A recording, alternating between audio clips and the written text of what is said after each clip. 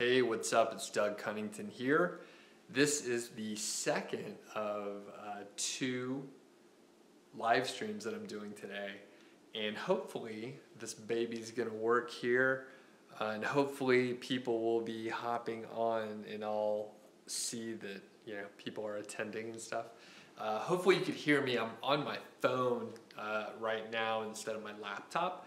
So I can't monitor as well. But it does look like there's at least one person on, and if that kind person can let me know, can you hear me? I hope you can. Or if you can't hear me, you wouldn't understand what I'm saying, and you'd say something like, hey, I can't hear you. So I'm going to assume that it's working. Nick, what's up? Thanks. I thought it may be you. So this is like an in-progress book review, so maybe not as valuable, but this is The War of Art. And Nick, have you read this, by the way? Have you read this book? The War of Art. It's by Steven Pressfield, and the subtitle is Break Through the Blocks and Win Your Inner Creative Battles. So it's one of those sort of inspiring books versus like an actionable book. Okay, Nick, I think in the next 5 minutes I'll be able to summarize the whole book for you, and I'll save you a lot of time in about $8. So I've heard of this book for years. Actually, since I got started online, I heard about this book, The War of Art. I heard it referenced by many, many people, and it was written in 2002, and so it's been around, and when I heard about it, it was like 10 years later, so it had been out for a while, but it's very popular, and it's a quick read. So if you have it at the library, like maybe check it out. I mean, you could really finish it in probably a couple hours or so. And one of the reasons why is the spacing is sort of big, and each one of the chapters is sort of short. So some of them are just a couple paragraphs. And the whole idea behind the book is the resistance. And the resistance is like an internal thing that each of us have. And it can apply not just to art. They talk about like pure sort of artists that are doing like painting or sculpture. And then they talk about writers. Steven Pressfield is a writer. He wrote like a dozen or so fiction books and then a couple nonfiction books. And it's really about like all the hurdles and resistance that we put up ourselves that prevent us from doing the work. He also applies it to anyone doing something creative, so entrepreneurship, which is how I ended up hearing about the book, because a lot of entrepreneurs reference it. And I was reading a lot and watching a lot of YouTube videos of Seth Godin, and he references the book The War of Art quite a bit. So after I read a few of Seth's books, I was like, okay, I'll move on to stuff that he references, which is a common thing that people do. So this book is similar to like Seth Godin's books in that they're very like sort of inspiring, and they give you like a bit of a kick in the pants. And I think I just read that as one of the people that I guess sort of like the testimonials they put on the back. So it kind of makes you aware of the fact that there is resistance. And like for me personally, I'll like clean up around the house. I'll clean, I remember friends in college and people that I talk to now, they're like in college, before I had like a final or something that I had to do, they would like clean their dorm room then. Like the worst time, the only time they needed to be doing something else, and they were actually like wasting time cleaning the room. And that's kind of like what the resistance does. It manifests in different ways for different people, but essentially it gets in the way from doing the work. And when it comes down to it, this whole book just sort of describes a bunch of different ways that we can get in our own ways. And when you really distill it down, it's really just, well, you have to sit down and like do the work. And even if you don't feel like you're, writing good content, like you still need to sit down and like do the stuff you're supposed to do, sit down and, write for 3 hours a day or 1 hour or however much you're intending on doing. And it may be mostly garbage, but the days where the inspiration strikes, like you were in the place you were supposed to be doing the work. And that is pretty much what this whole book is about. And I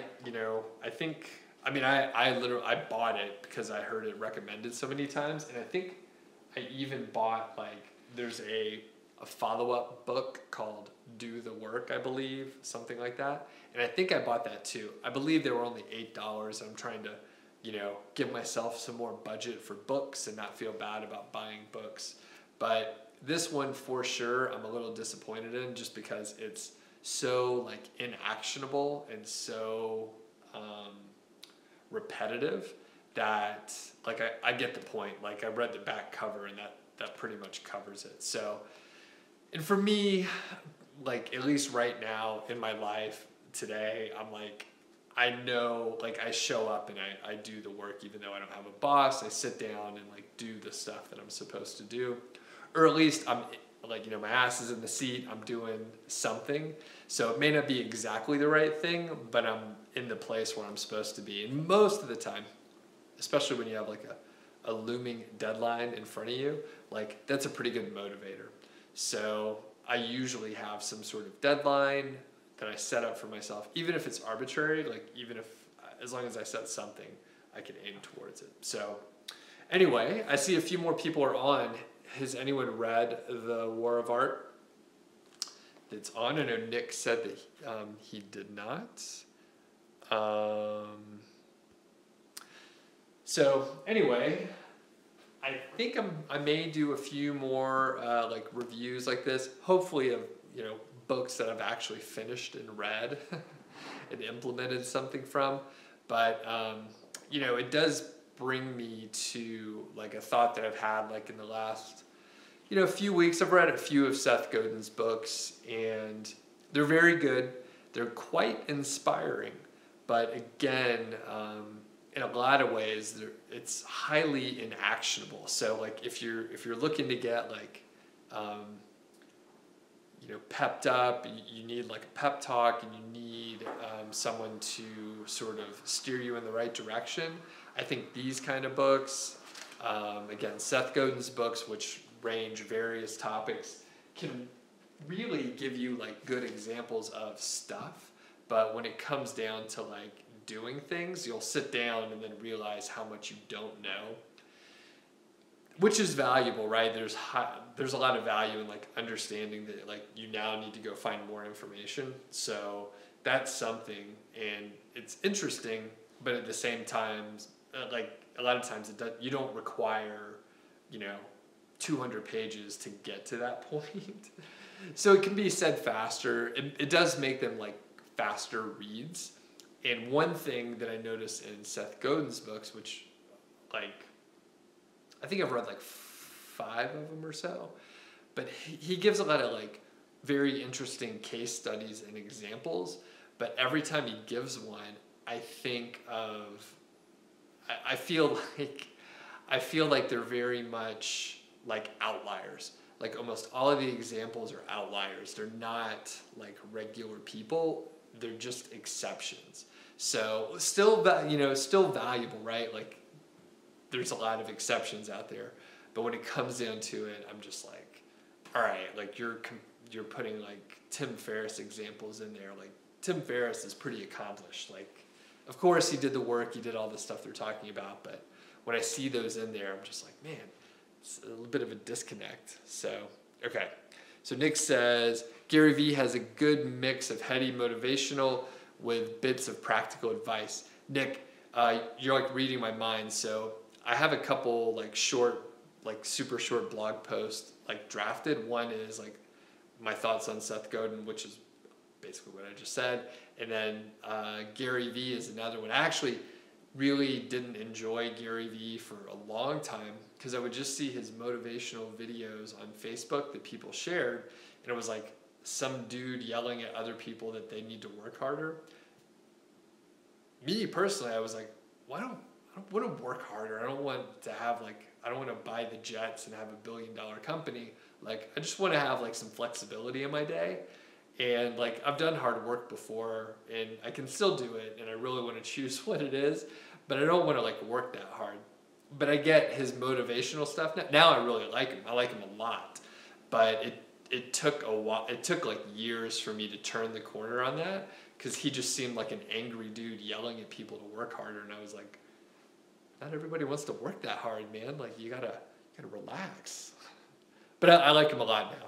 Not that anyone cares what I think of Gary Vee or Seth Godin or Steven Pressfield. But okay, then Sean says, you're currently reading Trust Me, I'm Lying, Confessions of a Media Manipulator. And that's really cool. It's by Ryan Holiday, for the people that don't know.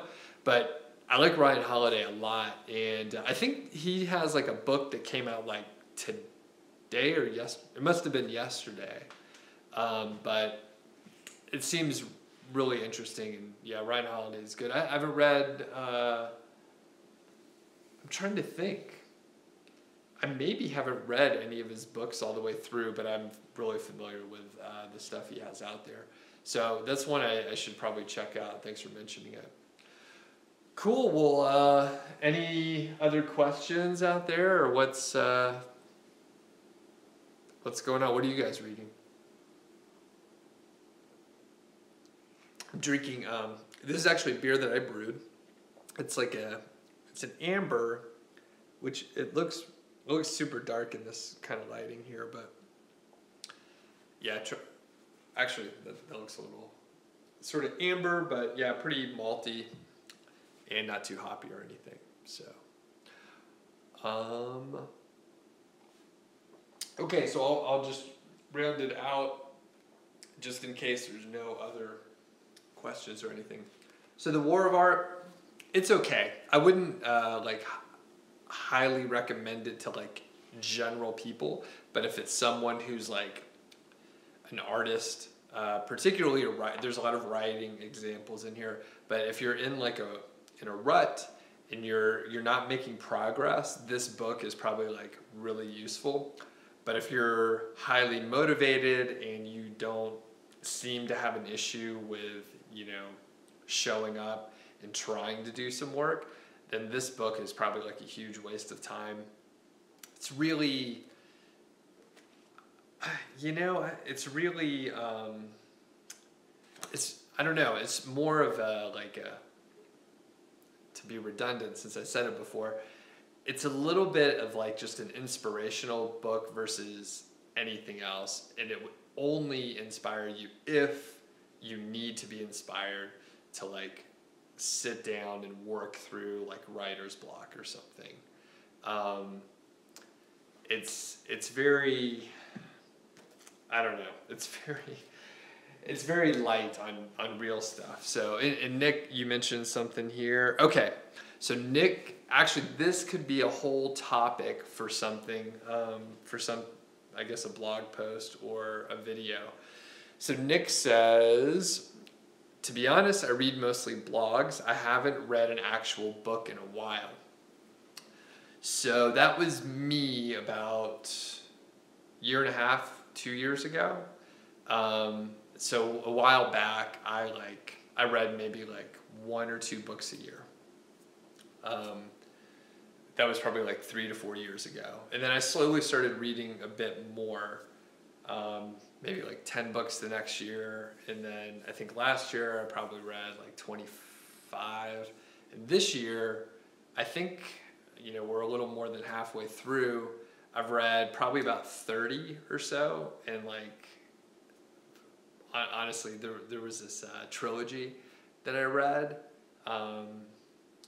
by Justin Cronin. Is that his name? Justin Cronin. Anyway, I read these like super long books. Otherwise, I probably would have read like, I don't know, 50 books at this point. But the thing that I noticed with blogs versus books is just the quality.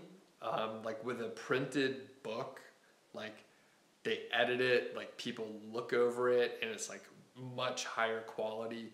Usually, not always, but usually it's a little more, there's like more longevity in it. I'm not saying blogs don't have that. There's some high-end blogs where, you know, they work on content for a long time.